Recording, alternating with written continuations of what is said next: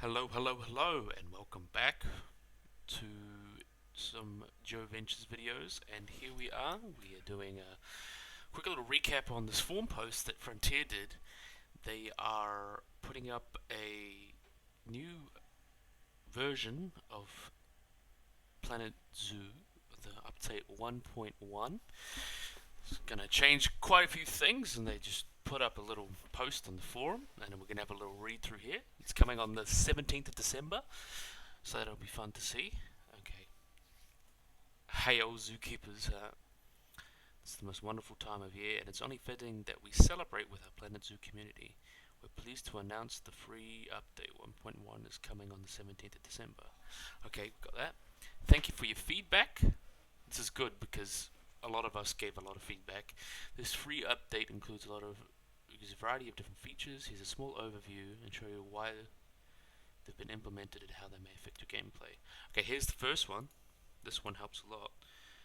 Here we have slowing animal aging. So we'll see here how it'll look like in the setting menu.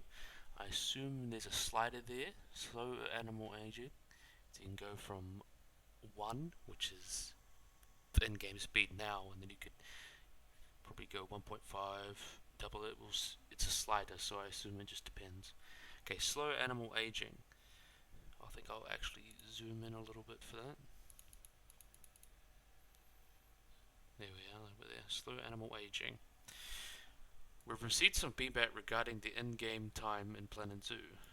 We'd like to thank you for giving us your perspective on what speed you'd like to see the animals age, and it has helped us create a solution where we believe everyone will enjoy. Slow animal aging is a setting that can be found in the gameplay section in the options menu, and you can use it to alter the rate at which your animals age, up to 5 times slower than normal.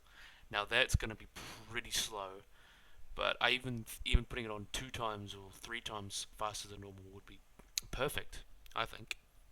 This not only affects aging, but how quickly the animals mature, how long they take to gestate for, and the amount of time between mating attempts, and how long it takes for their star rating to increase. Okay, so doesn't just affect the age; it affects how fast they grow, how long they gestate, which makes sense.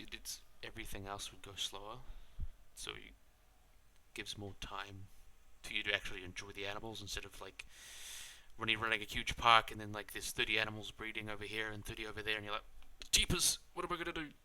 So it'll slow it down and allow you to better manage your park. And as how long it takes you, so a lot of the stuff will increase. Okay. However, we'd like to highlight that animals will still display all of their other behaviors at the same rate as they do now. This will not be affected by the age setting. That's good because you don't want to slow down time and then the animals will just be super slow, just like, they'll still be quite interactive and respond in real time. They'll just age and grow up and just be a little slower. Using slow animal aging will slow down the rate of things that are happening in your zoo, giving you few animal births and deaths to deal with. That's helpful.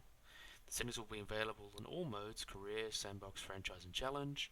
Upon using the slider, the aging of the animals will become disconnected from the in-game years. This is deliberate, not a bug. That's good.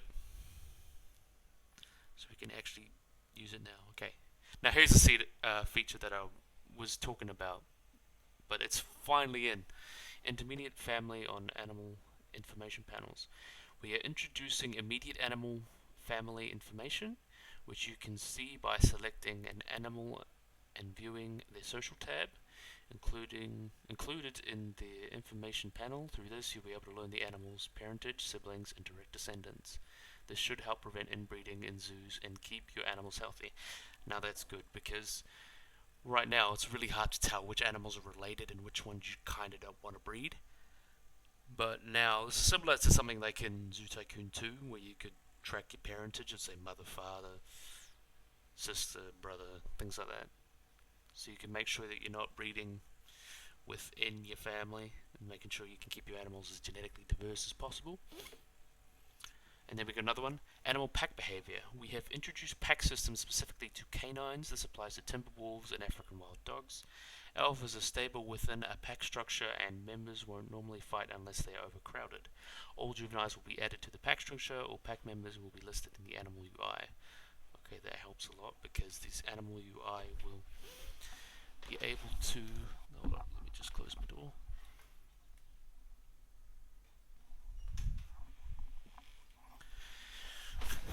Because at the moment, the wolves and dogs will attack each other if there's any more than their recommended amount, which is a little bit annoying, but this seems to fix it quite easily. Okay, new heat maps. We're also creating more heat maps now. This is good, which should help you in all aspects of managing your zoo. These heat maps include crime, staff happiness, animal breeding, habitat cleanliness, and updates to negative impacts, such as litter and thrown food. These will be available in your heat map tab and can help you keep your zoo as prestigious as possible.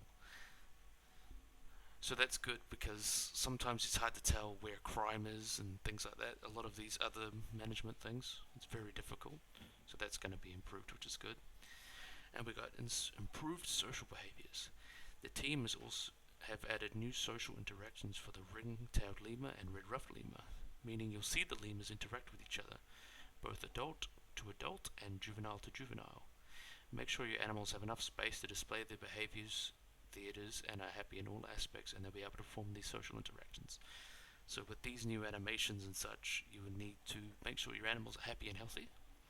And here we got newsfeed. We're introducing a newsfeed to the Planet Zoo homepage, which will update you on any updates you should be aware of. This includes maintenance information and news updates. Okay, that's good because now they only do it on Twitter and not a lot of people check Twitter. So when you open up the game, it should say, oh, we're doing maintenance, oh, this is new things come up. So that would be very good to see. Maintenance updates. We're adding new alerts to the game, which will help point out any issues to the setup of your zoo. Something we will hope to help you better identify what's happening in your park. Okay, that's good. A new high alert will notify players when something that has a tremendously negative effect on your zoo is happening, such as if an animal escapes or keeper huts are closed. This high alert will pop up on the center of your screen, but can be switched off in the options. All alerts can now be switched off on a per category basis. They've been grouped in the options menu. So what's happening there is that things that are really affecting your park, like obviously keep huts closed or animals escapes, or hopefully other things as well added, like maybe paths too small, litter, crime. So I think that would be really important to help with really managing the nitty gritty, because if you're like trying to get 5 stars, there's often the really nitty gritty things that you don't know where they are, you don't know what to fix, so this will help you try and fix them. So a new crime management page will be added to the zoo overview management screen. This tab will display and locate vandalized items in your zoo. That'll help because just looking through and trying to find them yourself, especially at night when you don't have any lights, can be difficult. Refunds have now been modified and now have a breakdown of costs in the zoo finance screen. If a guest has spent less than half of their allotted time in the zoo before going home due to low happiness, they will get a refund. If an animal escapes in the guest fleet, they will receive a refund that's proportional to the time they spent in the zoo. Innocent guests ejected from the park will receive a full refund. Additionally, unhappy guests will not donate as much money. So just a little bit of update to that. And here we see something cute. We get a few new enrichments we're getting. This is like the Christmas. It's just a reskin of the cardboard box, but it's cute to see the pandas play with them. Here we are, Aurora Borealis. Our team has created a beautiful in-game Aurora Borealis known as the Northern Lights, which you can see in your tundra biome. One thing though is that if you have it on Antarctica, it has a different name when it's the southern hemisphere. It's Aurora Australis. So technically if you're playing it on Antarctica map, it would be Aurora Australis. Keep your eyes out for your night sky then. It'll be truly a sight to behold. We're looking forward to seeing your gorgeous screenshots with this natural phenomenon. However, it's important us to highlight this feature will only be available on high to ultra graphic settings. So if you don't have a PC that can handle those settings, unfortunately you won't be getting the Aurora Borealis, unfortunately. We've got an ice cream costume, of course, will be available to all players to dress up their avatars, some more stuff like that. And more creativity, of course, of all the masters builders among us, ready to complete ice and snow rock set. Now that's really good because what we have now in terms of tundra stuff is really limited. So we'll get a little bit more ice and snow, that'll be cool. Enrichment items like a snowball, that'll be fun. So we can have. It'd be cool if we had like a snow mat, so animals can like we can either put it on buildings so that if you're in like a what do you call it, like a cool building, like those indoor ski things or inside enclosures in zoos that have been cooled, so your animals can have a bit of time in there. You could have like a snow, and you could put it on your buildings to make it look nice, and animals can obviously play and rub in it. That would be fun. And a Christmas present, which is seen here, which is just a reskin of the cupboard box. New winter foliage, that'll be fun. So I wonder if we'll get like permanently white. That'll be cool to see. And ice pathing, well, that'll be dangerous. Some ice pathing. It won't be, hopefully, probably not actually ice, but I think it'll just be themed. And then the features will run aside a huge number of gameplay tweaks and fixes, which the team has been working hard to present in the past few weeks. The full update notes will be posted on the 17th when the update is live. There might be another surprise in store, so keep an eye on for any exciting announcements soon. The one thing that they posted on Twitter to see if anyone is quite excited, because I think they're going to add a couple animals, so here we are. Looks like this, hidden behind these new snow rocks, ice rocks. Be good for making glaciers too. Looks like we got the antlers of a caribou. It's probably the most likely candidate, because I don't think any other deer have antlers like that, and this will be the first deer in the game, which is awesome. Nice to finally get deer. I wonder if this will be the only animal, or we'll get some more Arctic animals like foxes, polar bears, maybe even Arctic wolves. I think seal lions and penguins might be a good DLC thing, because they would require some new mechanics and such. But it'll be really cool to see what's coming now. So here's just a little teaser. So I think this does our video for today. I hope you like and subscribe, and bye bye.